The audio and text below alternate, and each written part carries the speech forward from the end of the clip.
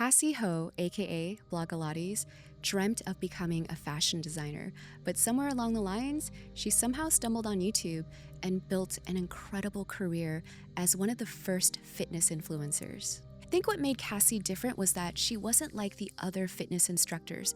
There was something relatable about her.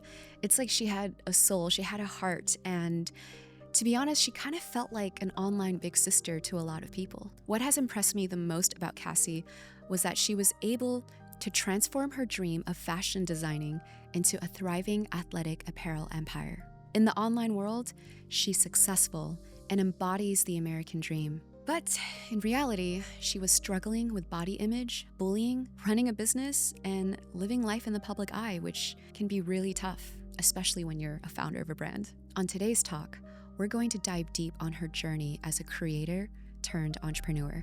So I hope you enjoy this episode.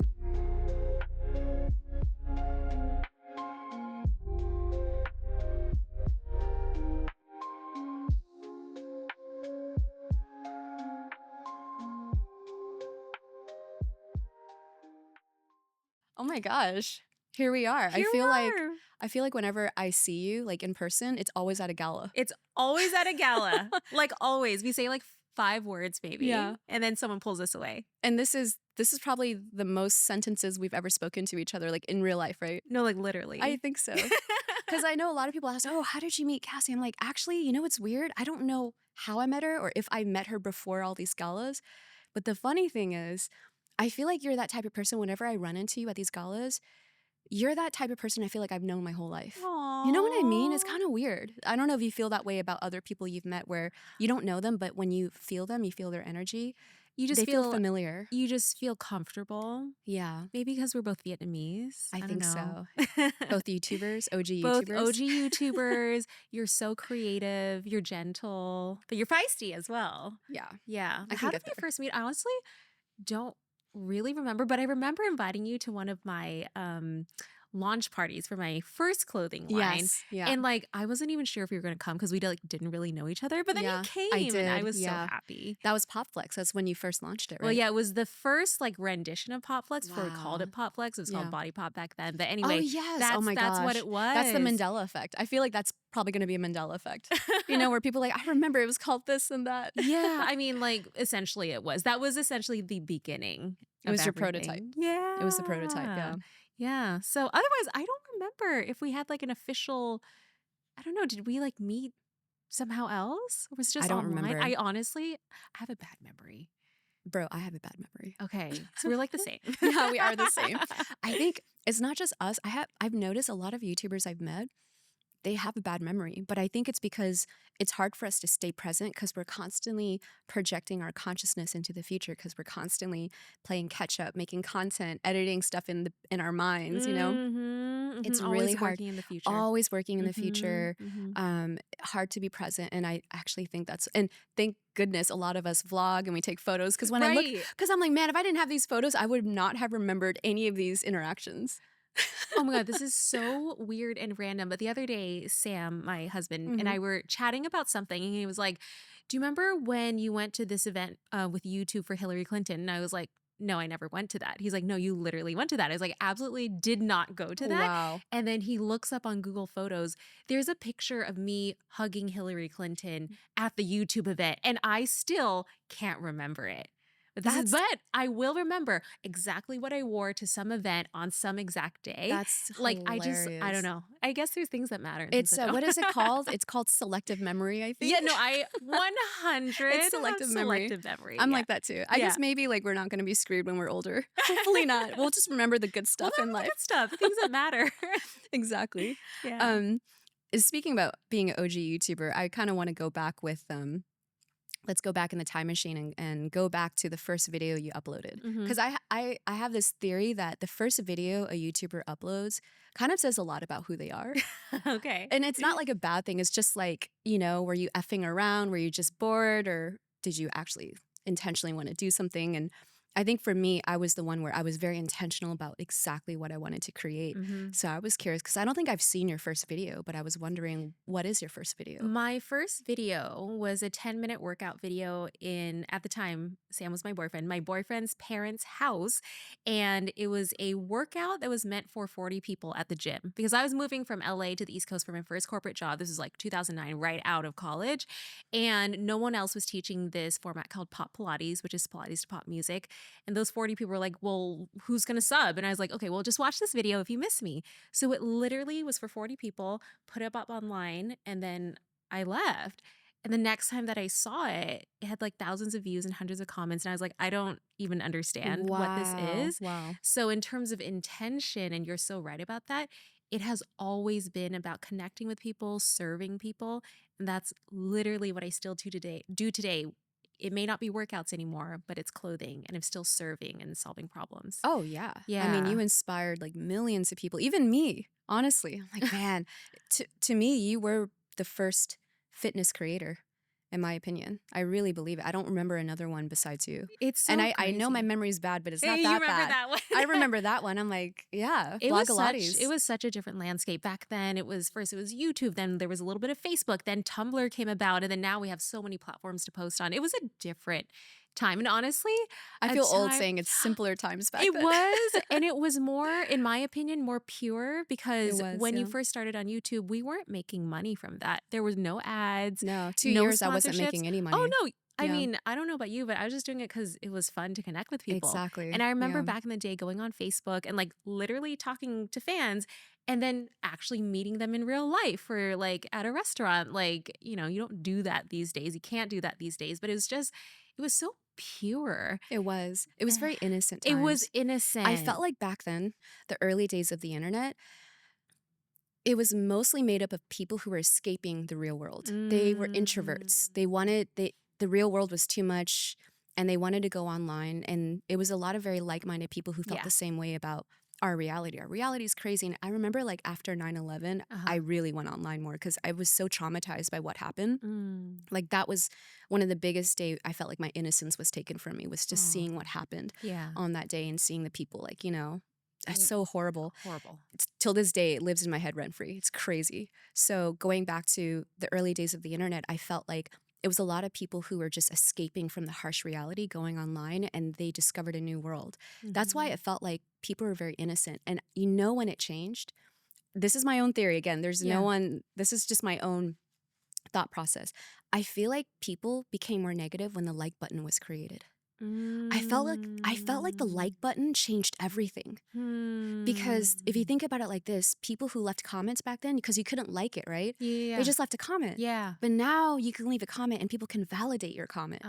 So that Uh-huh. creates, and people do like rage baiting, like that, Yeah. right? Because And they do it now all the it's time. still to this day. Yeah. And the crazy thing is, I think some people do it to get attention, Of course. Yeah. but then me as a human, I'm really hurt by these things and they don't think about that. They don't. And have you ever responded to a mean comment and they're kind of like, oh my God, sorry. Like Oh, all sometimes the they'll double time. down, but sometimes you get some of those and they're like, well, I would say why'd you say that? 99% of the time they would be like, oh, That's, sorry. yeah. But the 1%, they still keep going at Oh it. my God. There's been comments where it's Yeah. like, you realize you're proving my point about what you're saying. No, it's just wild. It's just wild Yeah. out there.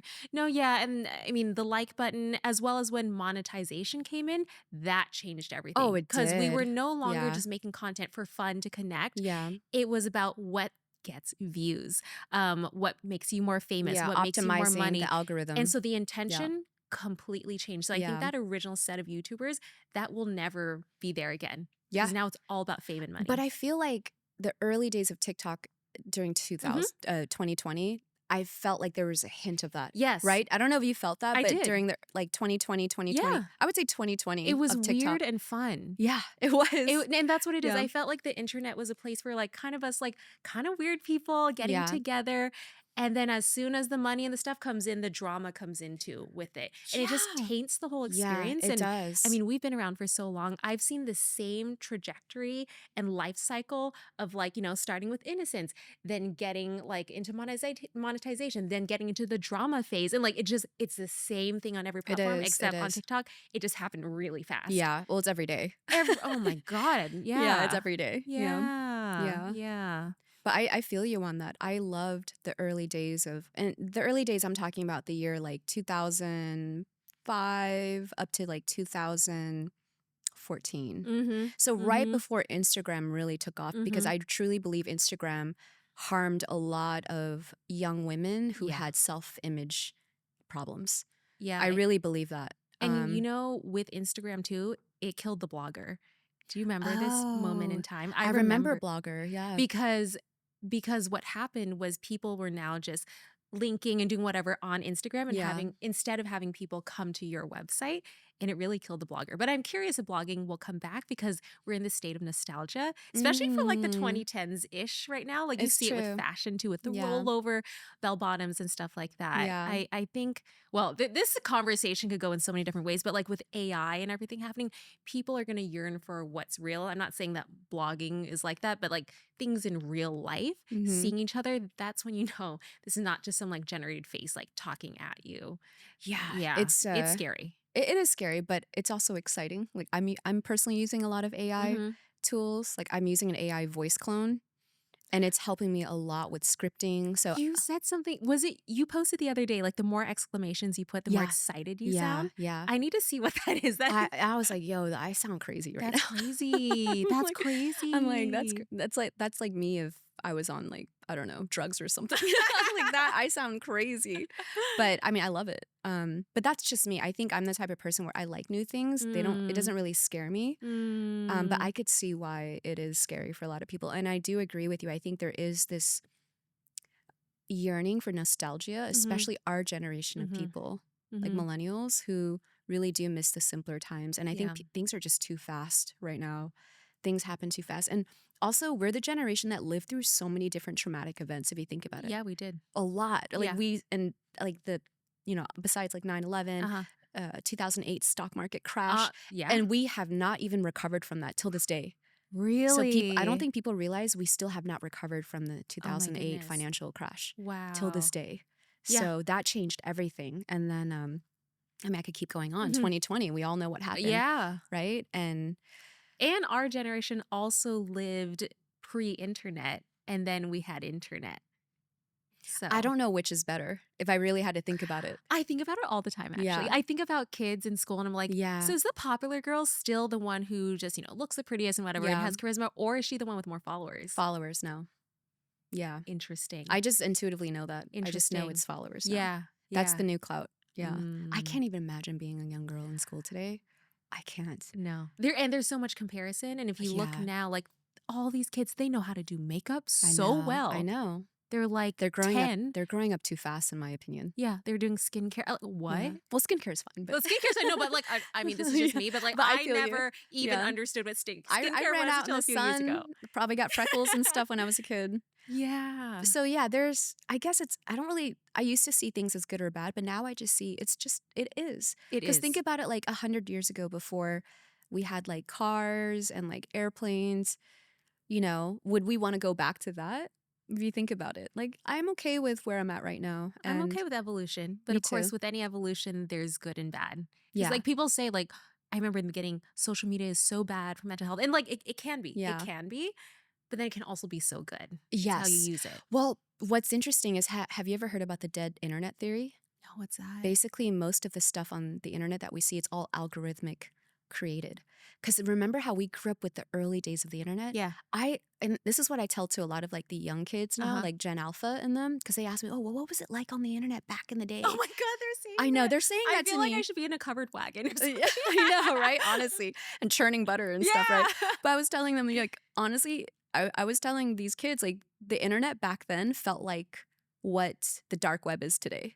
It felt like dark web-ish, as in you could see everything online. You can have access to anything. And ask yourself this: when was the last time you went on Google and you typed something and you Mhm. went past page 5? try going past page 5. It won't go past it. I remember back then on Google, I could infinitely go Yeah. to all the different pages. I can even type in page 500 and Yeah. it'll skip to that. Okay. That's all gone. It's gone? Yeah. What's there now? And now I have to try. That's why I'm saying it's dead internet. A lot of things are hidden. So when you were saying, I think blogging is going to come back, I would like to think that, but unless Google and all these platforms make that SEO friendly for people to search, I Yeah. don't think. And I know Substack is trying. Substack is trying to be that, but it really is based on these conglomerates that own the traffic of the internet. I hate that because when I'm, for example, traveling to a new place, I want to read someone's real blog and like I see know. how you hiked up this mountain, then you took Yeah. that turn at this mushroom or whatever. Like I yearn for that and I actually need that. But they have all these stupid sites with like the 10 best, whatever. It's all like, TripAdvisor? I mean, Yeah. anything, like everything, the whole first, Yeah. second page. And I will like go for a while, then you just get tired. Then you try, now it's like, okay, let me search on TikTok because it feels more real. TikTok does feel more real. It feels more real, but then now like, it's getting I to what it can't- is. Yeah, and then It's also that cycle thing you're it's talking the cycle. about. It's going to happen, and I've been wondering this for the past few years. Where's the next platform? What is it? Like I don't know what that is. Like there will always be influencers and creators, even though there's infinite amounts of them now. But where is that next space that keeps us entertained still? Because I don't know about you, but me as a consumer of content scrolling, I'm bored. I think, phones, right? We're looking at Yeah, screens. I yeah. think screens are going to completely change. I think it's going to be VR. Uh-huh. Well, actually, I know it's going to be VR because Uh-huh. I have friends who are investing so much into this space. Yeah. And there's now contact lenses. It's still very beta, but it's VR. That's wild. Yeah. So you no longer need to look at a screen. You interact with It's just the here. space. Yeah. That's wild. That makes more sense. That's more futuristic. That's know? futuristic. That scares me too. What does that do to your vision? like literally, what does that do to your vision? I know. Remember back then, our parents like, don't sit too close to the TV. Yeah, now it's in your now eyeball. it's literally on my retina. Yeah. I guess we'll see. I know. Yeah. So we're talking about the dislike button. Yeah. And how I feel like, I don't know if you felt like it changed a lot of things, but I saw a massive difference in how the comments were rolling in and how people were interacting with my content and how some of the people who were really mean were top voted and everything. I was curious because I'm in beauty. So beauty is about showing your face. You have to be very vulnerable, but I can't even imagine when you're doing body, like fitness. Because to me, like you were saying earlier, fitness is like beauty. I agree with you. It's like sculpting your body. Did you also feel like, or were you also struggling with comments and just how people were making comments about your body? Absolutely. And the thing is, I didn't know that that was going to happen because when I first put up that first video in 2009, I was just being a teacher, a Pilates instructor. I never expected to be a model or to have this perfect body. I never.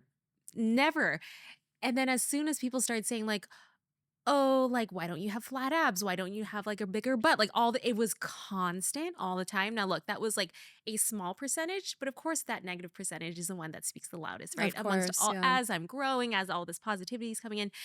And I grew up as a chubby kid. And so when these comments are being made publicly, it really hurts because I know you're hurting something that I have struggled with my whole life. Yeah. And it never got easier. Like I stopped posting fitness videos like a few years ago for a couple reasons. One, I feel like I had made almost every type of fitness video like ever. That's and true. I wanted to continue to mentally and emotionally challenge myself. Like this was something I just needed a break from. But more than that, it was at this point now people making videos about me writing on my name so that they'd get the clicks and stuff talking about how my body looked, and it'd be like whether it was like a certain sect of people who believed fitness should be done a certain way, or these really buff bodybuilder guys saying like I'm doing everything wrong. It was just constant, and it Wow. started on YouTube, then Yeah. it got to TikTok, and it was No just like way. it never ended. And I always felt like a target. You're triggering them. That's what's happening. I think so. You're There's triggering something them. happening. And Yeah. also it's getting them views. And so it just like Well, kept happening. exactly. They know Yeah, that. they know that. They know that. They They're play playing on the that. game. Yeah. And yeah, I mean, there's so much we could go into with that. But really, it was too toxic for me. Yeah. I needed a break from that. And then also for me as a businesswoman and a creative person, I hadn't been showing people this other side of myself. Like Popflex may have started in 2016, but I have always been designing products from that very first video.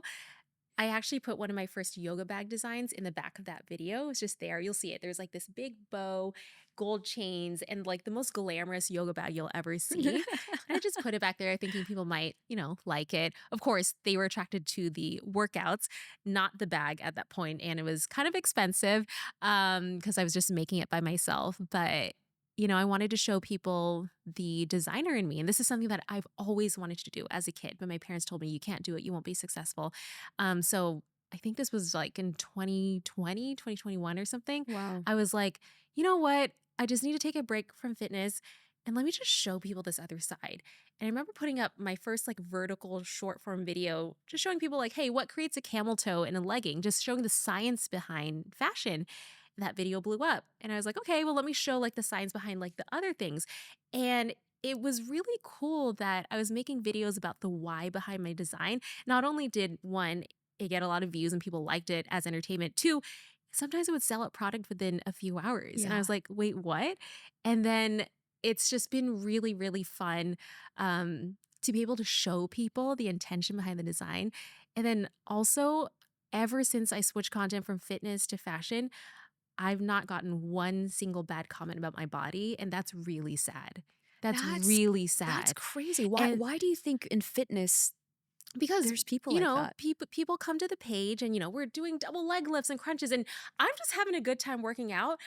But people like to focus in on, oh, well, like your fat is squishing that way and your butt is so flat, your workouts don't even work. If you cared about your career, you would go ahead and lose some weight. Like it was really That's bad. crazy. And I just can't believe that I endured that for over a decade. Yeah, And the first yeah. time someone didn't say something mean about my body is when I had to change my entire content. Like that's messed up. That's crazy. And it's still my same body. In fact, I'm probably like eating more than I was back then. Yeah. And they're not saying anything. Do you think also like the people who are exposed to a lot of like the fitness content, even on Instagram, these fitness influencers who are kind of more, I see how they look. I'm like, I feel like it's a little more, it's very sexualized in my opinion, right? It's definitely for the male gaze in my opinion. Yep. I don't want to have to judge, but it's clearly for the male gaze. You can't be that blind to make that point. I wonder if that really skewed how people see how fitness should be. Yeah. And when they see you and they don't realize you're OG, you've been here before all of them, right? They don't realize that. And maybe, I don't know, like, it has a lot to do with beauty standards. Yeah, and exactly. Around 2017, 18, George. By the way, everyone, if you're not watching the video, we have Sir George here with us. So he's also our peanut gallery for today. Yeah. He's making little comments. He has a lot of opinions. He does. He has a lot of opinions. The Kardashian body was very in style in the 17, 18s, 19s. Tiny little waist, big hips and butt. And essentially, if you don't look like that, then you don't look Slim good. thick, right? Slim thick. Yeah. And then before that, it was just slim. And then remember what was it? The Inspiration? I remember that. During Tumblr times. Yeah, Tumblr exactly. times. Tumblr it was was about the thigh gap. Yeah, all of that. Oh, I hated that my thighs touch. I was literally starving myself so my thighs don't touch. And a lot of people did. It's so stupid. And honestly, I didn't even know what a thigh gap was until Tumblr. Yeah, and people were same. asking me, can you make a thigh gap workout? And I was like, wait, what? Like, that's a thing? Like, the internet showed me that there were so many different things that women had problems with. Like, it shows that most people are very insecure. Very and insecure. very weak-willed. Yes. In my opinion. They don't love themselves. And so they need to find ways to fit themselves in a template so they can be loved and accepted by people. Yeah, no, it's really true. And then also, we talked about this earlier about projection. If you're not acting a certain way that they want you to act, they will project everything that's going on in their lives and make it as if you were the villain. Yes. And I remember specifically, I don't know which example to pull up, but for example, I was going through a 90-day journey. I had gone through a very toxic phase in my life, internally, externally, with all the body shaming, internally with toxic work culture. And I just felt like I needed to go on a fitness journey because I kind of emote through fitness. And that's kind of how Blogilates started too. Anyway, and I wanted to lose some weight, gain some muscle, and just really honestly blog about it for 90 days. And as I was starting to lose weight, in a very healthy way, by the way, eating clean, working out, and I'm not doing anything crazy, people started to go wild on me. My own fans said that I was a hypocrite to all women and that I was the worst example for all women ever, all because I wanted to lose a little bit of weight. And what's interesting, and if you really bring this back, it's because I started out in 2009 with a normal body, right? Kept having a normal body. And that body positivity phase that happened in like Yeah, 2014, I remember 15, those phases. Yeah. I was then dubbed by the media as a body positive role model and fitness Yeah. inspiration because I looked normal. Normal. Yeah. And so by looking normal and then wanting to lose weight, all of a sudden, all those body positive fans felt like I was leaving them behind. And I got some of the nastiest Yeah. comments during that time. But I will have to say, the 90-day Wow. journey for me, it was transformational because I found my backbone again. And when I'm talking Yeah. about the body shaming and the toxicity, during that like 2017, 18 phase, I lost my backbone. I was really trying to conform to what people wanted me Of to be course. Of because I was course. never thin enough. I was never this or that enough. And it made me feel like I can't even say anything. And so I think it was in 2019 or something, I went through this 90-day journey and said, you know what? I'm just going to say what I need to say and do what I need to do. And even though I lost fans, I eventually gained more of the right ones. Right. Right. But that was a process that needed to happen. But that is what can happen to you after being online and wanting to please everyone. You just can't. You can't. You Yeah. can't. And you You never can't. will. And most of these people who want you to please them, a lot of them actually, they're just projecting. 100%. They're just projecting. It's like, why are you pleasing people who are projecting their traumas and their insecurities and their unhealed pain onto you? It makes no sense. But I think because we were so young, we didn't know. We didn't know. I didn't know that people were like this. I really didn't know. I just thought everyone was good at heart. Some people were maybe No. were mean, but that's it. But I didn't realize unhealed traumas and unhealed pain can plant a seed in your heart, Yeah. and that makes you bitter and resentful. And Yeah. if you don't heal that, you unintentionally project that onto other people And that trigger you. It's so dangerous. And then, like you said, like with the dislike button and everything, Yeah. people piling on, and then you just feeling like, oh my God, did I do something wrong? But you got to stay strong, know who you are, and just keep going. Know Yep, that you're I not agree. hurting anyone, and Nope. it's going to be fine. And it is fine now. But those It moments, takes time, though. those moments, you Yeah. have to be so strong. And I Yeah. still like, if there's a mean comment, I'll cry. And I've been online since 2009. Even Like, though? yeah, if there's like a really mean comment, it will hurt me. Mm. Yeah. And these days it's not about my body. Let's say it's about my design or something, but my design are my babies. And, Mm. you know, it's the worst when someone says you tried to do something that you didn't and your intentions were all wrong, because it never is. And that kind of stuff hurts. But you know what? If your heart is in the right place, it'll be fine. Well, those are all false, so it's not even real. No, it's not even real. So don't even let that even. If you were fed lies and you knew they were lies, don't even give an inch an opening to allow it to come and enter into your space. 100%. But don't you feel that if so many people are saying it, you start to begin believing it if you're weak? Well, Yeah. the idea is that I love that sometimes the best thing to do is really just move forward and focus on yourself and just keep winning. Just No, keep winning, working on yourself, yeah. investing in yourself. Because in time, people will look back and see, oh, wow, maybe she wasn't, like that or like this. Because actions tell. Yeah. At the end of the day, your actions and Yeah. the people in your life and all of that, time will always reveal the truth. 100%. So, And you know I your live truth. by that. Yeah.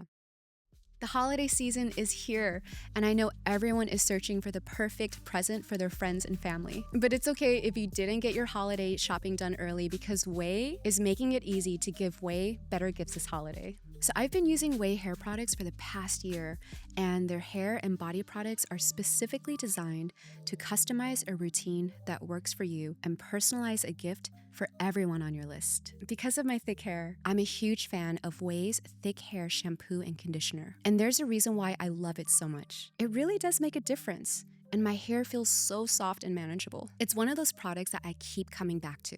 And if you haven't tried their scalp serum, it is a must-have. If you want healthy hair, it starts at the scalp. This serum has become one of my favorites. It's like giving your hair roots an extra little love. And just like skincare, the scalp serum makes a massive difference in the long run. With the holidays coming up, Way products make amazing gifts for anyone looking to upgrade their hair routine. So if you've been searching for a hair care system designed just for you and for your hair type, I can't recommend Way enough. So if you are ready to try the best hair care experience, go on over to theway.com/afterglow and grab 15% off of any product. That is THEOUAI.com/afterglow. Your hair is going to love you. You know what you said earlier about having to survive and just going forward? I relate so much to that because I was going through this really tough time when Shein first copied one of my designs, my Oh, pirouette score. yeah, I remember. Yeah. And I remember when I was designing that, like a year before it went out, I told Sam, Shein's going to copy this. I just knew it in my heart because I had Mhm. never seen anything like this before. So I post the video, it sells out. 3 months later, Shein has the skirt. And then I do this whole thing on it, and eventually they, take it off. But then another month later, they after promising that they wouldn't do this, and I talked to their U.S. president, they do it again and again, and now it's just been like constant. Anyway, got my patent, and it has helped, but it's still insane, especially after like Taylor Swift wore that score, then all the dupes went insane. So I was having a lot of like, it was emotionally challenging because, like I said, these designs really do feel like my babies. Sometimes I work on them for 1 year, 2 years. And so by the Wow. time I release them and I'm also making the marketing for them, like it really feels like someone is stealing from you and robbing Yeah, from you. And I I mean, it remember is. it is. And I remember one thing that really helped was one of my entrepreneur friends told me, you know, you may not be able to fight all of these, but what you can do, and something that they'll never be able to take away from you, is your mind and your creativity. You can always stay ahead, and they're always going to have to catch up. So you got to focus on Mhm, that. and build that And you community. got to, and yes, and Just that's the keep thing. building that community. You They don't can't have dupe a community. community. You can't dupe a Yeah, you community. You can't. can't dupe that loyalty and that Nope. trust. And I know that. And yes, it hurts to be, taken from and taken advantage of. But I've got this, and I've got, the fan base who Yeah. love the things, but it still is, we're fighting it every single day. It's Every single day. expensive It's paying for expensive. patents, Paying for patents paying for and the also legal paying for fees. the Yeah. hours that we're looking for these things to take down. But luckily Oh, the patent has been helpful, but it doesn't work sometimes on international websites where there's no law. there So isn't. They don't yeah. care. Yeah. Yeah. I just feel like yeah, because there are times when I wanted to patent a lot of my own stuff, but Yeah. it's like I just know it's not worth it at the end. Like Mm. eventually they're just gonna copy it. So same mentality. I'm just gonna Hmm. continue just being a trendsetter, creating and innovating. And then if they copy, it's kind of a nice compliment, but it does suck. It really Yeah. does It suck. does suck. It sucks a lot. Yeah. And then you sometimes get those people in the comments who are like fighting for the Sheins. I'm just like, you don't even understand. They That's when you can don't. see there's no respect for artists or designers, especially when they're No. like, well, I could just do that in my sleep. Like, can you? Well, why No, didn't they can't. you? But they can comment that. Yeah. And yet somehow it still hurts me. Even though I know it's not true, it still Yeah. hurts me Yeah. because it's something that picks at my work ethic and something that I care about so much. So anyway, Like you that whole said, it's your part, baby. It's like it's they're my making fun of your baby. baby. Yeah, yeah, that hurts a lot. Maybe not my body now, but my babies, yeah, that hurts. Girl, this is why I'm so detached from so many things now. I See, had but that's so it's sad, not. right? No. It's not? It's amazing. You It's the like hack. that? Yes. I'm attached to so many No, things. I'm so detached. Girl, not only am I happier now, Yeah. the things that are coming into my field, the opportunities, just like what I just told you earlier, Mhm. this opportunity came in. I'm like, I'm not even surprised anymore. Like, Uh-huh. whatever the script that is in your mind that's replaying over and over again, it does affect the reality and the decisions that you make, and even what you attract into your field, into your reality, right?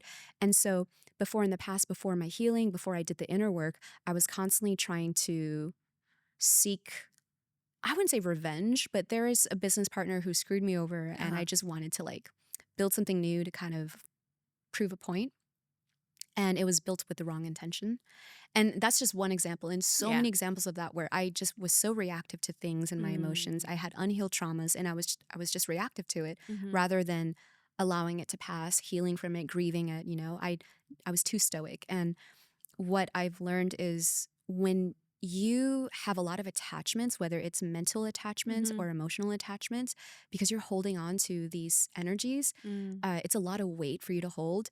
How can you receive new opportunities, new ideas, and new blessings when you're holding on to all the old stuff that's Mhm. decaying? Mhm. And so the moment I started to release and truly let go, forgive, and truly detach from these, whether they're like negative thoughts, negative emotions, feelings, memories of people. Like, I needed closure, all of that, right? I Yeah. decided I don't need any of that. The Mm. moment I let go of all of that, and I only started to focus more on, like, what do I really want in life? Right. You know, what brings me joy is this and that. Yeah. And then it started coming into my field. The people who came into my life, the opportunities, everything, even like, it's just crazy. It feels like every day is a miracle in my life right Oh, now. I love And it's that. really because I am so detached from so many things that I think were holding me down. And Mm. it's not just physical things, a lot of it is mental things that you hold on to. So I'm not saying like you need to be detached, Cassie. No, like you do you. Like we're all given free will, but I truly believe I was suffering a lot because I was holding on to too many things. No, that's true. Like holding on to grudges or people that hurt you. And for a Yeah. long time, I did too. And I couldn't even say those people's names Oh, I because it would just make me cry and Oh yeah, crumble. I know But exactly when what you're you mean. ready to let go, it is amazing how life can open up for you. Yeah. So going back to the Shein thing, that Hmm. is so crazy. And I think it's also interesting that we're both creators, OGs, and we're Hmm. both brand founders. Hmm. We're running brands and everything. I wanted you to kind of open up more about other struggles that I think are invisible to most people who see our lives and they think it's glamorous and wow, you're a girl boss, look at this. And they don't see the ugly truth sometimes behind the Hmm. scenes. Yeah. I mean, I think some of the hardest things are learning how to be a manager as you're also trying to be an innovator, a creator, an entrepreneur. That's something that I never thought that, was part of the job. And I honestly was young and maybe didn't know how to hire correctly in the beginning. And what that resulted in was a team that was toxic and that wasn't there for the right reasons.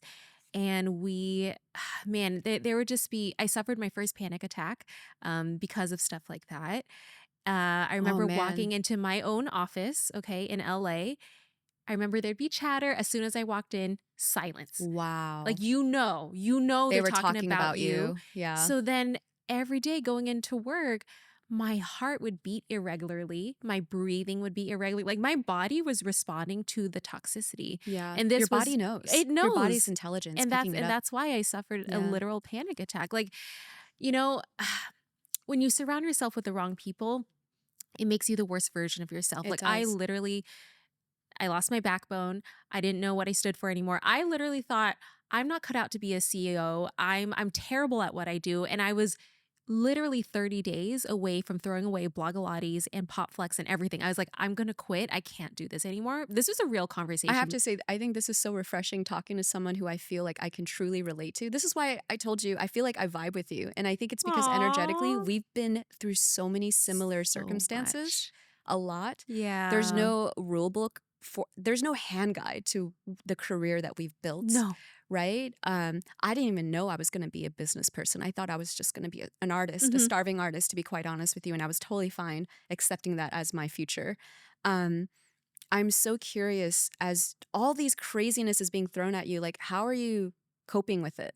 Like do you have a therapist or Oh. do you have friends that you can talk to? Like No how are you handling therapist. it? No therapist, even to this day, which I need a therapist. I Like also I don't have have a one. lot of I I know. have a lot I of childhood swear we're the trauma. same. I A also need a lot. therapist. One day I'm going to write a book with all the things, but I'm going to wait till I'm really old and I'm gone through a lot of stuff because more stuff is going to happen. I I know, know. like the worst is yet to come. I know. But how do you stay strong? I mean, you have Yeah. to, I follow my heart. And I know that sounds really cliche, but I have always let my heart lead me. If it feels good, I do more of it. If it feels bad, I try to leave it. And as a child, I always knew I wanted to be a fashion designer. I always knew I wanted to run a business, and Yeah. I won't let anyone get in my way of doing that. And luckily for me, my support system is Sam, my husband, and he will listen to me, complain about stuff and talk about things. And he is such a great sounding board. And him, just as one person, is a support system. And I'm Yeah. very lucky to have him. So, in a sense, I think he's my therapist, whether he likes it or not. Oh, And, he is. Yeah. I just know that I'm put on this earth to do certain things and I'm gonna do it. And I think just that fighting fire Yeah. keeps me pushing through. And I think too, you know, my dad may have told me you'll never make it, la la la la. And it was Your very dad told hurtful. you Oh that? yeah, my dad told me when I told him I wanted to be a fashion designer, he said, you're not gonna make money, you're never gonna make it, and you'll have no friends. Like he straight up just said that. I was probably like 15 or What did he want 16. you to do then? Be a doctor. So Oh my gosh. we have a similar Ugh. college experience. I Yeah. was in also pre med. Yeah. Wow. Okay. You know, at the time, it was extremely hurtful, and, like, to this day, I still have a very broken relationship with my parents because I never followed through with that, regardless of Yeah. where I am today. Um, but because they kept saying, "You can't do it, you won't do it," that fire that they built under me is the fire that keeps me going, and Mm. so The resilience. they gave me that, Mhm. fighting spirit They by telling did. me that I couldn't have it, Yeah. and so I think that too, like, helped me get where I am today, and so that's how you get through it. You just have to want it so bad. Yeah. Really? That's what it is. Just power You through it. want it so bad that you do whatever it takes to get there, Yeah. and that's it, and, like, yeah, there's gonna be people and things that get in the way, but if you want it that bad, you'll figure it out. I agree. Yeah. It's kind of like, I mean, I jokingly say this to like my friends. I'm like, sometimes I have to be delusional. I have to almost like gaslight myself and be like, no, man, this is meant for me. And just Yeah. really say, I claim it. Like, this is mine. I claim it. Yeah. And, like, I think, like, I don't even think I'm delusional. I'm just like, Yeah, yeah, yeah. like, it's gonna No, happen. Like, that's you even just go. better. And, you know, That's these even better. these days people call it, like, manifesting, whatever. No, I just call it want it that bad and make Yeah. it happen. It's Yeah. in your hands. It's in your It power. is. It A is. lot of things are. Now, some things may be luck and some things may be other things, but for the most part, if you can control any part of it, go. Put your whole heart Yeah. into it. Yeah. Yeah. So going back to your business with Mhm. Popflex, if you could go back in time and fix one mistake, what would it be? One mistake would be rushing through things. If you rush through Mm. anything, it's going to end badly. And especially when it comes to fit with clothing, if you are not consistent with fit, you lose your trust with your customer. Mm. And so I remember, like, again, this was during that weird toxic phase of the business. It was just crumbling in every direction because I wasn't right. You know, I wasn't solid. I didn't have my backbone. Anyway, I rushed through things and it ended up with product that just didn't fit people right. And our sales went down. Oh, wow. Um, People stopped buying. And of course, inside the company, I wasn't even feeling comfortable walking into my own office. And so Oh, man. you really just got to take time, do it right. And people are willing to wait for the right thing, which is what we do now. Like 1 to 2 years minimum on every single design because you need that time. And we test. That's a long time. It's a long time. And Wow. I just had a fitting this morning, but every single fitting that we do, it's 2 models to begin. It's a Yeah. size small and a 1X to make sure because the body changes very differently Yeah, it at different, does. and I didn't know that either when I was younger, but you got to learn this. I didn't go to fashion school. I was doing pre-med stuff. So, you figure that out. And then of course we test after we get that right, then we test it on all the different sizes in between just to make sure we got it. And that just takes time. It does. Yeah, Yeah. so I would tell my younger self not to rush through things. But it's hard when you're excited and people want it and they want it fast, you Yeah. know? And also when you have a team that's not competent, like if they don't share this value with you, they will kind of low key put that fear in your heart of like, oh, we need to rush things. You know You what? know? Like, thank goodness my team now, because they come from like Spanx, Reebok, Viore, like Mm. they're like good and they're super perfectionist. So I'm the one being like, "Hey guys, like let's speed this up a little bit." Oh, So, nice, yeah, nice. but of course like to a point. But yeah, no, you're right. Like especially if it's very loud in the room, you can head in a certain direction. But now I feel like I've surrounded myself with very smart, and the entire like fit team is all women. The designers, tech designers, production people, and I all the voices in the room is so nice because everyone has a different body Mm. and we need to hear people's perspective. Like, for example, I'm like an A cup. So I love everything like really low cut. I want like anytime I have cleavage, I'm so excited. But then if you have anything like, I don't know, above a C, I suppose, I've never had that. Sometimes people want to minimize or compress or like, Yeah. I don't get that. So it's so important Mm. to Mhm. hear from everybody in the room, in the company, but also hear from the fans too. But it can get very loud when everyone wants something a little bit different. It can get very You tiring. were really made for this. I really believe so. I think YouTube was your training grounds to get you Hmm. ready for this. Oh yeah. Honestly. Yeah. To Yeah. be able to get feedback, to be able to create on command, to be able to pivot fast. I mean, this to be able to engage I and build love, community. and I love how flexible and just quick we are to pivot. Like if somebody wants something or like suddenly there's a trend or something, I'll jump on it right away. Yeah. Like yes, things can take 1 to 2 years, but sometimes you can use like the base pattern of Of course, something of and then like course. get it out a little bit faster, not like be so held back to these I don't know, these like stage gates because, as we've worked with corporate companies before and they are so slow. I call them cruise Yeah, ships they are. because Well, they're literally one whales, man. department won't talk to another department, literally can't get anything done. But if you have that founder mentality, if you just want to deliver, like, let's go, let's deliver. Yeah, So with our company, I always say like we need to be a speedboat making rounds around yeah. that cruise ship. We just got to go and be flexible. And I want to be like that forever.